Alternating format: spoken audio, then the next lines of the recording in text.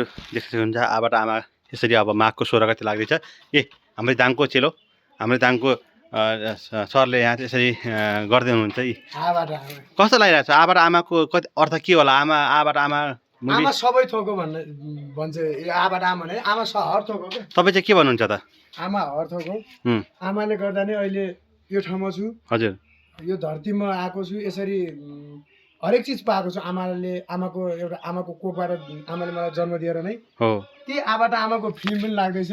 अझ त्यसमा आबाट आमाले नै जन्म दिएर आबाट आमाको फिल्मको प्रचार पनि आफै गर्दैछ। कति खुसी लाग्यो? कति खुसी भयो? एकदम कति खुसी छु कति खुसी छु। अनि दाङकै त्यसमा पनि हाम्रो दाङकै अझ नेपालकै रेली र दाङको सान हाम्रो दाङको सानमा पनि दाङकै भएको कारणले पल्टाइ एकछिनपछि भेट पनि हुन्छ। तर एकदम बवाल खुसी लागिरहेछ। म जस्तो लागिरहेछ। तपाईँ फिल्म हेर्न जान्छ जान्न? म किन नजानु? माघको 16 गते बिहानै जान्छु म। सम्पूर्ण नेपाली दर्शकलाई के भन्न चाहन्छ आबाट आमा को विषयमा?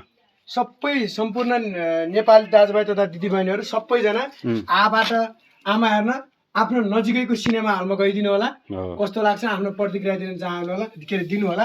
आबाट आमा नामै आबाट आमा छ अनि हेर्नु। के लेखेको छ त्यो शब्दमा? के लेखेको छ आमा? अब एकदम मार्मिक शब्द चाहिँ बा आमाले पसिनाले घर बनाउनु भयो।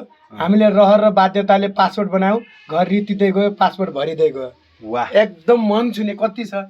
मैले अघि सुरुमा आएर पढेको होइन। सम्पूर्ण नेपालीलाई के भन्न चाहन्छ? नेपालमै बस्ने आफ्नो घर परिवारसँग बस्न के भन्न चाहन्छ? सकभर सम्पूर्ण नेपालीहरू आफ्नै देशमा गऱ्यो भने जे पनि हुन्छ होइन। आफ्नै देशमा आफ्नै माटोमा गर्न सक्यो भने पसिना बगाइयो भने जे पनि हुन्छ। विदेश गएर अर्को ठाउँमा पसिना बगाउनुभन्दा आफ्नै देशमा केही गरौँ। आमा बुवाको साथ सपोर्ट मिल्छ। आमा बुवाको बिहान बेलुका पकाएको खाना आमा बुवासँग बस्दै दिनभरि काम गरेर होइन आफ्नै घरमा बस्नुको मजा बेग्लै हुन्छ। त्यही भएर सम्पूर्ण सकभर नेपालीहरू आफ्नै देशमा आफ्नै माटोमा पसिना बगाऊ भन्न चाहन्छु। एकदम एकदम एकदम उहाँ पनि एकदमै मार्मिक। उहाँ दाङकै चेलो अनि सबैजनाले चाहिँ यसरी आबाट आमा सम्पूर्ण नेपाली दाजुभाइ दिदीबहिनी आमा बुवाले गएर चाहिँ हेर्नु होला। माघको 16 गतेदेखि नेपाल अधिराज्यको हलमा लाग्दैछ र विदेशमा पनि यो फिल्म लाग्छ अवश्य पनि। एकदमै राम्रो देखिएको छ। देख्नुहुन्छ घिरौलेको घर घिरौलेको घरमा यसरी आबाट आमाको पुरा व्यापक हुँदैछ।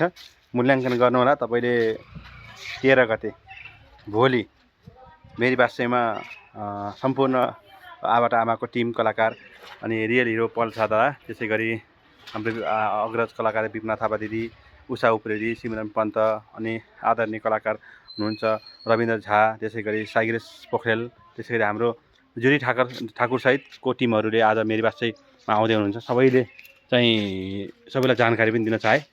तपाईँ सबै नेपालीले चाहिँ हेर्नुपर्ने फिल्म है आबाट आमा। यति नै बोले। अब जति बोले पनि यस्तै हो। हेर्नुहोस् जहाँ छौँ आफ्नै देशमा केही गरौँ कि नेपालमा केही गरौँ आफ्नै देशको लागि अगाडि बढाउँ भन्न चाहन्छु है त।